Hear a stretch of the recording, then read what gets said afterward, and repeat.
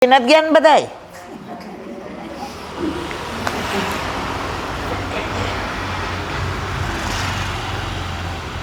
તો ઉધો હો ગયો સુધો. વ્રજમાં જઈને ઘણા સીધા થઈ જાય, પણ આપણે હજી ત્યાં એટલે ઘડી ઘડી જઈએ ને તોય આપણે હજી પણ ના, તોય ઘડી ઘડી શું કામ જાવું? કપડું સૂકું હોય ને એના ઉપર સૂકું મૂકો ને તો ઓલું કપડું કડક થઈ જાય, પણ ભીના ઉપર સૂકું મૂકો ને મારા વાલા તો ભીનું થયા વિના રે. હવે વરસમાં 2-4 જઈએ અને ભીના થઈને આવીએ તો અહીંયા ગમે એવો સૂકો ભાવ હશે ને તો વ્રજમાં, વ્રજભૂમિમાં, વ્રજવાસીમાં, વ્રજેશમાં, વ્રજાંગનામાં, વિરજામાં, વિઠ્ઠલમાં, વલ્લભમાં, વૈષ્ણવમાં એટલું સામર્થ્ય છે કે તમે ભીમાં થયા વિના રહેશો. કેટલાને આવું છું વ્રજમાં? મારે ભેગું હાથ ઊંચો કરો. આપણે બધા જાશું, 11 વાળા છીએ ને, આપણે બધા જાશું. મારો એ મનોરથ છે કે આપણે બધા સાથે જઈએ. વાત કરતા હતા કબીરજીને, ઓલું વૃક્ષ સુખ્ખું ભટ થઈ ગયું. હવે સુરદાસજીના સહન ન થયું એટલે જો વ્રજમાં એક પાંદડું તોડાય નહીં. વલ્લભે સાબિત કરી દીધું છે. વૃક્ષે વૃક્ષે વેણું ધારે અને પત્રે પત્ર ચત્રભુજ. આ લીલાના દર્શન ક્યાં કરાવ્યા હતા? વૃંદાવનમાં. કોને? પ્રભુદાસ ચલોટાને. એ બધી લીલા તમે જાણો છો એટલે મારે આગળ કાંઈ કહેવું નથી. વાત કરતા હતા કબીરજીની અને સુરદાસજીએ એવું રસાળ કીર્તન ગાયું કે એક એક ટૂંકે પાંદડા લીલા થવા માંડ્યા, ડાળી ફોરી ગઈ, પાછા અંદર પુષ્પોની સુગંધ આવવા માંડી અને જાણે અંદરથી ને સાવરો ઊભો ઊભો મજાનું વેણું વગાડતો હોય. મીઠા મીઠા નાદ વેણુના દૂરથી આવી આવીને મારે કાને અથડાય. નંદનો કુંવર પેલો માખણનો ચોર ગેલો, નંદન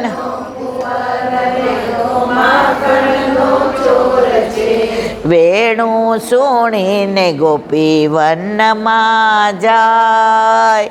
વેણું સુણીને તો પાછું વૃક્ષ કદમનું એટલું સરસ લીલું હરિયાળું સુંદર અને લહેરાવા માંડ્યું. કબીરજી ઊભા થઈ ગયા. સુરદાસજી વ્રજને સૂકું કાંઈ ગમતું, વ્રજને જ્ઞાની ક્યાંય ગમતા. વ્રજમાં તો જે રસવાળા હોય, જે રસેશને પ્રેમ કરતા હોય. આપણા ઠાકોરજીને શું કહીએ છીએ? રસો વય.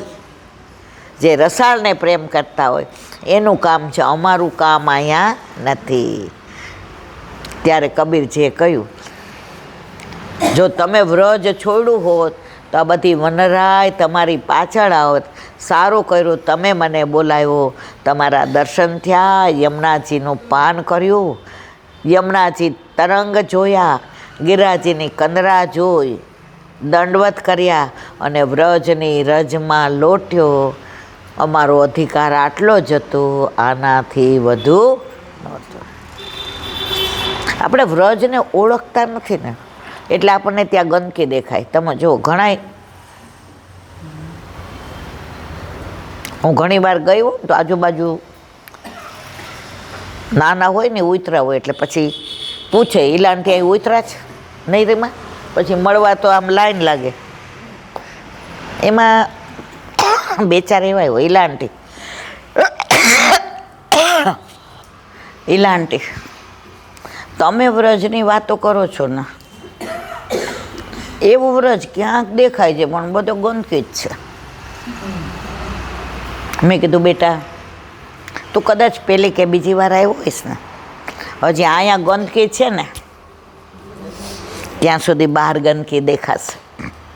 પણ જ્યારે અહીંયા ચોખ્ખું થઈ જશે ને પછી તને ક્યાંય ગંદકી નહીં દેખાય. એક સાચી બની ગયેલી વાત. તુલસીદાસનું નામ તો બધાય સાંભળ્યું, રામાયણ.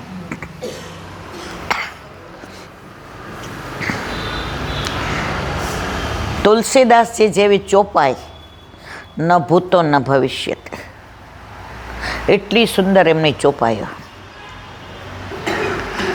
તમને કહું, આપણા વલ્લભે 84 બેઠકોની અંદર ઘણી જગ્યાએ રામાયણનું પારાયણ કર્યું છે. ઘણી જગ્યાએ તમે જુઓ ને, અયોધ્યા, ચિત્રકૂટ, આ બધી જગ્યાએ વલ્લભે રામાયણનું પારાયણ. એટલે આપણે રામાયણ વંચાય.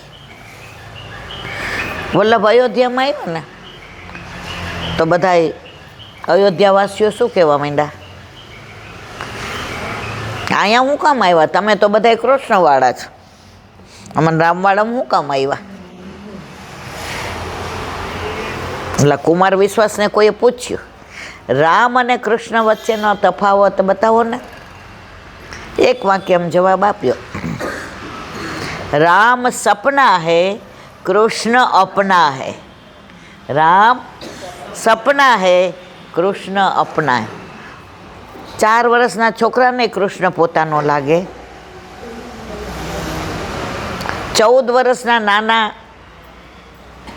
યંગસ્ટરને પોતાનો લાગે, 24 વર્ષનો પ્રેમ કરતો થાય ને એને કૃષ્ણ પોતાનો લાગે, અને 94 વર્ષના ને કૃષ્ણ પોતાનો લાગે. આ કૃષ્ણ છે. તો એવા તુલસીદાસજીનો સાચો બની ગયેલો પ્રસંગ. તુલસીદાસજી એની કુટિયામાં રામની લીલાની અંદર મસ્ત હતા. ત્યાંથી એક બાઈ એટલું જોર જોરથી રોતી રોતી જાય, એટલી રોતી રોતી જાય, તુલસીદાસજીની નજર ને એની બે એક થઈ. એટલે તુલસીદાસજી કે, ઓ બેન ઊભી રહે, ઊભી રહે, ઊભી રહે, ક્यों इतनी रोवे? ઓલી જોર જોરથી રોવા માંડી અને પગે લાગી, આમ જય શ્રી કૃષ્ણ. તો કે અખંડ સૌભાગ્યવતી ભવ. શું કીધું? ઓલી જોર જોરથી રોવા માંડી કે પાછું ખેંચી લ્યો, તમારા આવા સંતના વચન ખોટા પડે ને, મારાથી ને સહન નહીં થાય. લોકો તમને કાલ સવારે કહેશે કે તમે તો ખોટું બોલો છો, તમે પાછું ખેંચી લ્યો, આપણા બે સિવાય અહીંયા કોઈ નથી. તુલસીદાસ કે ના, આપી દીધો આશીર્વાદ, એ આપી દીધો, હવે આમાં કાંઈ મિનમેક થશે નહીં. અખંડ સૌભાગ્યવતી ભવ કહી દીધું. પેલી બાઈ કે પણ મારો વર ત્યાં લીલામાં પહોંચી ગયો ને એટલે હું હગાવાલાને બોલાવવા જાઉં છું, ઘરે મળદું પડ્યું છે, અને તમે શું કહો છો કે અખંડ સૌભાગ્યવતી ભવ? તુલસીદાસી કે નહીં, આમાં કંઈ ફેરફાર થશે નહીં.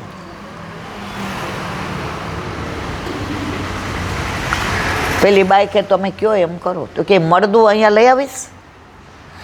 ઓલી કે એ તો બધા બાંધવાની તૈયારી કરે, શું મળદું અહીંયા લઈ આવવાનું. એ કે તને મારા વચનમાં વિશ્વાસ હોય કે મેં તને અખંડ સૌભાગ્યવતી કહ્યું છે, તો મારા શબ્દો હું કહેવા માટે અફર છું કે તું અખંડ સૌભાગ્યવતી જ છો. ઓલે કે મહારાજ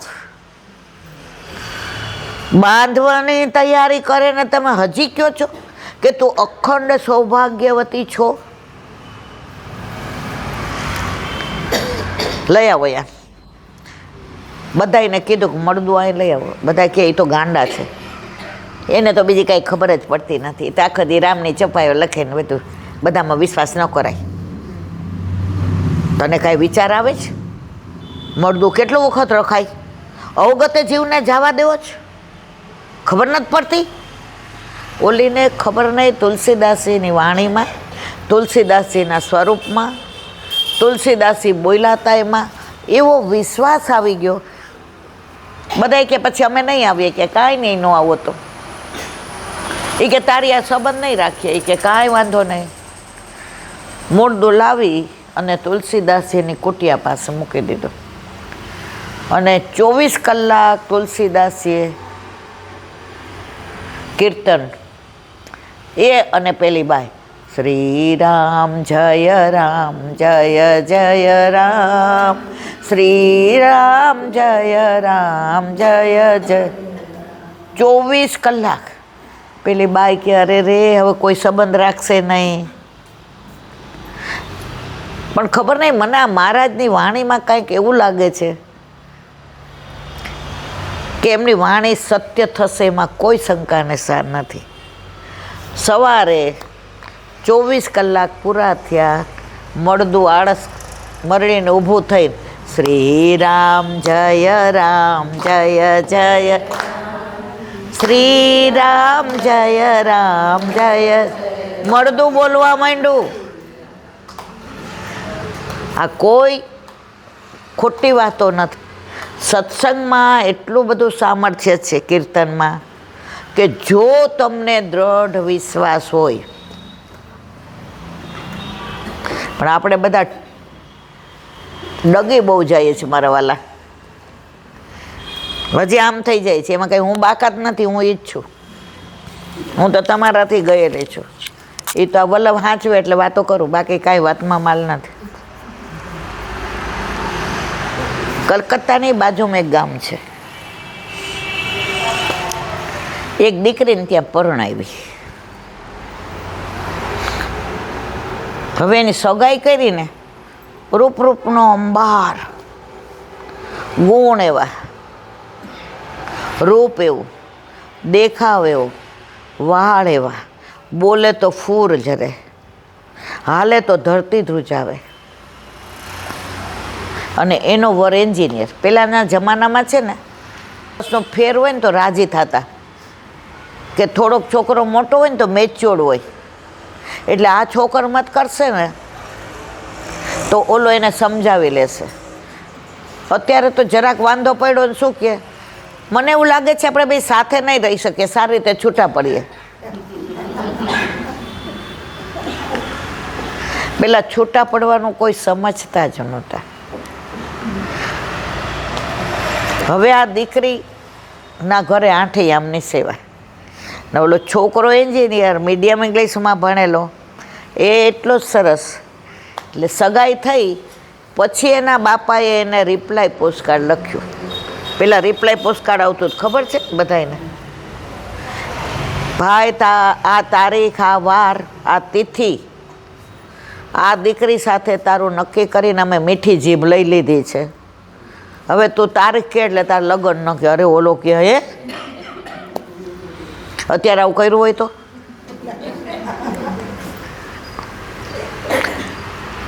પેલા છે ને મા બાપ સારું જ ગોતતા હતા. સૌરાષ્ટ્રના એક ગામડામાં પેટે ચાંદલા કર્યા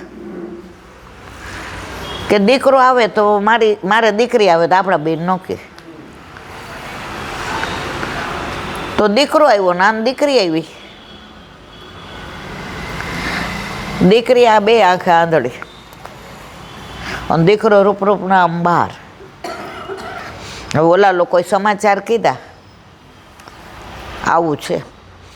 નક્કી એટલે નક્કી. આ આંગળી અહીંથી ચાંદલો કર્યો હોય ને અને કપાઈ જાય ને તો બંધ રહીએ, બાકી બંધ રહીએ. હવે 5 વર્ષે લગ્ન કરી દીધા. પરણીને આણું કર્યું ને આવ્યા. એમને એટલા દિવ્ય ચક્ષુ હતા કે રસોડામાં રસોઈ બી કરે, ગાય બી દોવે, ખેતરે જાય, કૂવામાંથી પાણી પણ સિંચે. પહેલાં તો એવું હતું ને. અને 4 દીકરા ને 2 દીકરી થઈને બધાને સારામાં સારું શોધીને પરણાવી દીધા. પેલા આવું વચન નિભાવતા હતા. તો આ દીકરાએ તો કાગળ વાંચ્યો, નીચે લખ્યું હતું ભાઈ ભેગું પોસ્ટકાર્ડ છે રિપ્લાય, લગ્ન ક્યારે કરવા એ તને રજા મળે એના પર આધાર છે, આમાં તારીખ લખીને મોકલજે. બોલો કે આપણું જ કરી રાખ્યું. ઓલાએ જવાબ લખ્યો કે તમે નક્કી કરો ને ત્યારે મને નોકરી રજા મળશે. જુઓ કેવા ઓબિડિયન્ટ છોકરાઓ, કેવા આજ્ઞાંકિત. પૂજ્ય કાકાને માલુમ થાય કે તમે જ્યારે નક્કી કરો ને આજ્ઞા કરો ત્યારે મને રજા મળશે.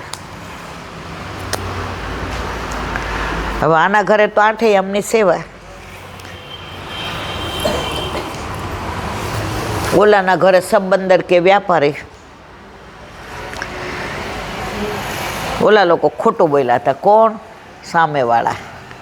કે અમારા ગામમાં રામ મંદિર એટલે અમે કોકવાર આરતીમાં જઈએ, ત્યાં શંકર ભગવાનનું મંદિર એટલે કોકવાર શંકરની સ્તુતિ થતી હોય, નીકળ્યા હોઈએ તો હાથ જોડીએ, પણ અમે કૃષ્ણ સિવાય શેમાંય માનતા, પણ માનતા હતા શેમાં? બધાયમાં. પણ આ દીકરી એટલી દેખાવડી ને સુંદર ને રૂપાળી ને ગુણવાળી હતી કે આ દીકરીનું માગું પાછું જવા દેવું નહોતું. ઓલી પરણી ના આવી એટલે સાસુએ કહ્યું